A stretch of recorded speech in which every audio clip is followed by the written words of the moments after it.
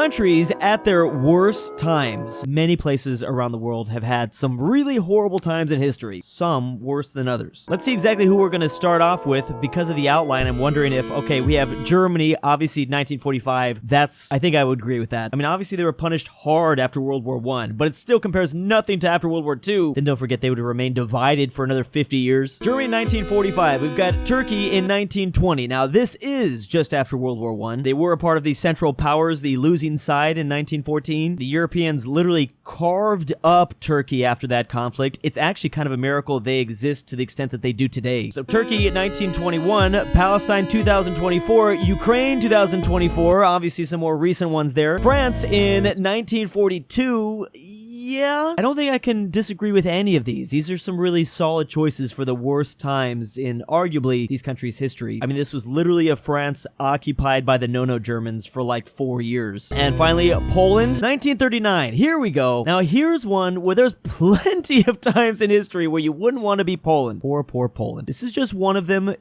It's either one or two, but then of course there was also the first partition of Poland. We cannot forget about that one either. And finally, China in 1938. Oh, we have India. Okay, China in 1938. That might be the only one I don't necessarily agree with on the year, because remember they had a century of humiliation. There's a lot of different years you could choose that were just horrible for China during this time period. And finally, India. How is India in 1938? Hey, that's me. India is the British Raj, specifically 1944. Again, there's lots of different years. I don't know. I guess safe to say these were some of their worst times though. Most deadly wars in history. Let's see. Syrian. Yes. Wow. Do we already have those numbers? Iran and Iraq? In history? Okay, we have a long way to go. Okay, well, we have a minute to go in this video. I was gonna say that, I mean, there's some big ones. And I can guarantee you it's gonna focus on China. The Great, wait, hold on. The Great War of Africa from 1998 to 2003. Korean War. 4 million.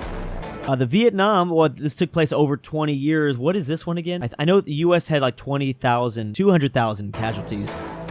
But overall, yeah, it's millions, obviously. It's all the resulting to, it's very interesting the way they calculate these numbers. Rome versus the Germanic tribes. Again, this is over 300 years. It's very interesting to see how intense the wars are, though. Like, if they took place over decades versus, like, a single year. Napoleonic Wars, that definitely led to a lot. 6 million. The Russian Civil War, 9 million. So we're gonna get to World War II. Oh, wow. Wait, hold on. Oh, this is just asking the audience. Here we go. Oh, we're in 7th. So here's the Chinese Civil War. We have so much more still to deal with, to talk about with China. So does this include the Japanese invasion, or is this just the Chinese fighting the Chinese? I think it might. So that's 10 million with Mao, of course.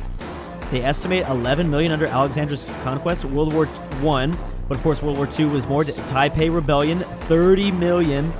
I've actually heard that's more. So again in China for 3. It's gonna stay in China. Yeah, the Mongolian Wall, the Mongol, yeah, conquest, and then World War II. Really? It's not a... I thought China has the bloodiest conflict in history. But again, it depends on how you calculate it. So WW2 is winning in this, 85 million. Then again, remember, China was involved in that too. Very nice ruined mapping. Now, this Wikipedia article says that it would be the Three Kingdoms War that would be the deadliest in history. But again, like I said, there's so many ways to define it. Oh, that's just ancient wars though. Okay. 80 million still? Maybe that is technically. History of Russia. Now, Putin did just teach us all about this. I wonder if this is the video he watched before he did that Tucker Carlson interview. He knew his history. So starting in the 800s, it's the early East Slavs. We're going to talk about the Muscovites, occupation of like hordes and things like that. Novgorod. Here we go. Viking settlement in Novgorod. Here we have Kievan Rus, familiar sign there. The Mongol invasion, of course. Mongols gonna collapse. The Grand Duchy of Moscow. Then we have the Tsardom of Muscovy. They still aren't Russia yet, and now they're officially Russia. Well, at least the Russian Empire in 1721. Did their own little manifest destiny in the reverse side going towards Siberia. Now we get to the Soviet Union time. Well, yeah, they're gonna get the Crimea, Russian Empire, Russian Revolution, and Soviet Union, and now they're gonna break apart. No German invasion, Iron Curtain time. Yes. I really liked seeing some of the early stuff when it comes to Russia, because there were many powers over there that could have risen up and become the Russia. I don't even know what that would have been called nowadays. I know this basically because of Europa Universalis 4. Countries now versus then with Chippy Chippy Choppa Choppa. It's Chapa Chapa? Cheapy Cheapy Choppy Chapa. Vietnam versus French Indochina. We have Indonesia and Dutch-controlled Indonesia, basically. We have the Korean Peninsula currently, and okay, that's interesting. This is a quick reference during the Korean War where the North Koreans pretty much pushed the South Koreans to just this corner. Then the U.S. got involved. So then, yeah, that was even before the Korean War when they were finally just their dynasty. Iran when they were really big. Hungary when they was bigger. Hungary's still trying to get back to those borders. Italy, Roman Empire. Is this World War II? Oh yeah, this is still like a Italy that's forming and uniting. Ottoman Empire, we just talked about that. Wow, they moved a lot. Oh, nice. The Fontana. Like that they didn't include the no German sign there, because you probably can't. Oh, I see. The occupied. We also saw occupied Germany there for a second. Russia, the Tsarist Russia, when they were still huge. Taiwan, when they weren't on the island, when they still had all the Chinese mainland. And, oh, nice. Yeah, very big difference there then versus now for the British Empire. Weird hearing that song without seeing the head-banging cat. Quite beautiful there. I loved it. Speaking of Transnistria, countries that maybe aren't official yet. So, of course, Kosovo, but Serbia does not want that to happen. We have East Turkestan, which China does not want that to happen. East Turk, did I say that right? Yeah. This is how you get your social credit score to instantly plummet. You say these words. Okay. Yep, these regions of Ukraine. We're gonna see what happens with that. We have Kurdistan, which there's plenty. Yeah, there's a lot of nations that don't want to see a Kurdistan. Iran, Iraq, Syria, and Turkey. This is, again, the Georgia-controlled region. Here's Azerbaijan. We have Western Sahara that Morocco has, technically.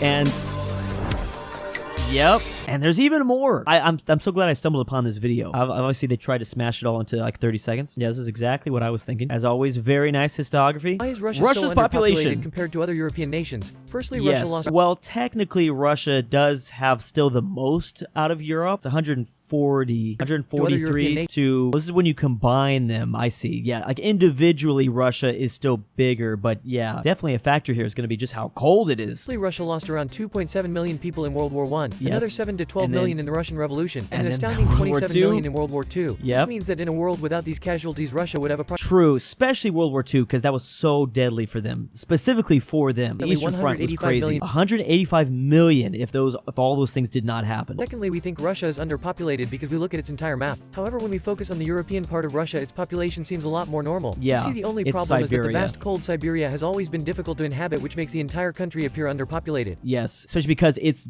the biggest by far on the globe. It's such a huge country. But yeah, most Russians just live right here. Same reason why Mongolia isn't very populated. They only have 3 million people, and they're right here. If you didn't know, it's kind of hard to get millions of people to live out here like this. Some can do it, just not millions. Canada actually has a very similar situation actually going on. Very nice, happy Earth. This is the last standing piece of the Soviet Union. And no, Soviet Union. It's not Russia. Let me show you. This is Kazakhstan.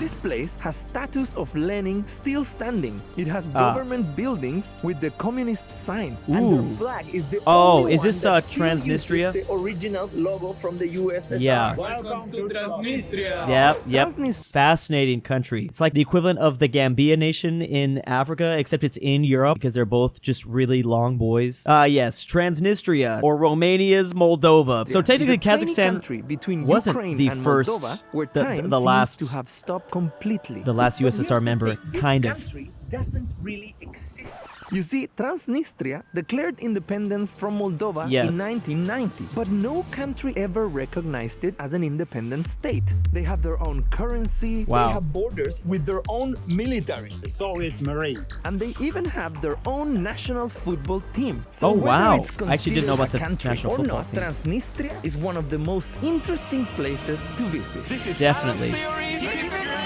That'd be an interesting place to visit, that's for sure. And of course, there's a few places on Earth that are like this, but what separates this one is it's in Europe. USA in 1991, finally communist was collapsed. USA after watching this, wait, hold up, forget Russia, now we have a new objective. Don't tempt them. Coal on Earth. At the exact same time, all coal. Never again.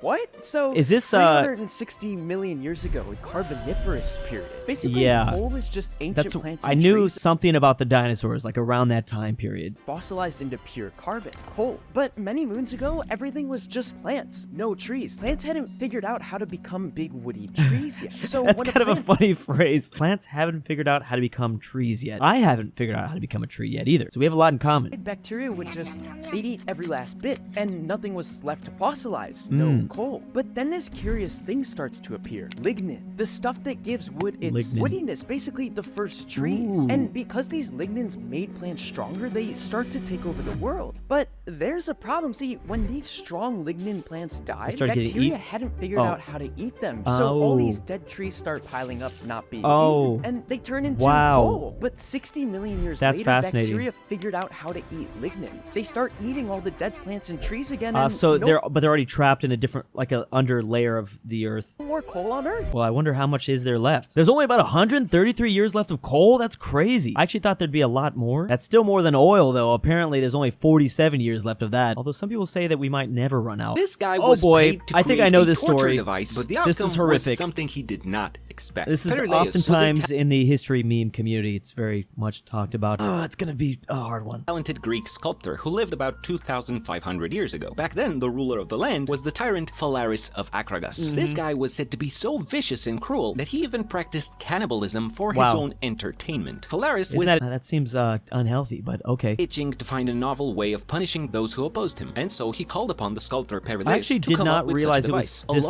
long ago. 2,500 years ago? I thought it was way more recent. Bronze bowl was constructed, which could narrowly fit a person inside its metal belly. Beneath it, a fire would be lit, roasting the victim alive. The structure had an opening. I have like nightmares literally thinking about this. I don't know why. I don't really know that much about the, what's it called? The brazen bull or something? But yeah, too many sleepless nights about this moment. At the mouth, and used a sort of rudimentary voice modulator that would turn the screams coming from inside into horrific sounds that eerily resembled the roar of an actual raging bull. When the sculptor proudly presented his creation to Phalaris, the tyrant was equally appalled and excited by the monstrosity of the device, so he decided to test it on Perileus himself, the sculptor thus becoming its first victim. Oh, jeez. Insane. Thank you for covering this one. Man, this is so relatable. I too hate it when I'm boiled alive within a large metal bull. I love how he was like so excited about it. He came up with his own downfall. Please go check out all these channels. Love breaking down some of this stuff for you. And thank you to the patrons. You can go to the link in the description down below to patreon.com to support me. JohnDenver, Jack Traven's annoying friend. I can't sleep without Drew's voice. Henrik Hedlund, Fredrik Tibblin, Drew, it's your dad back with the DaBeautiful-MEGAN-Underwood, Carmel Amateur Archaeology, Sebby, if you hear this, I love you. Mexican 760, LuxembourgLover, Tambre, and ZaneyBoi.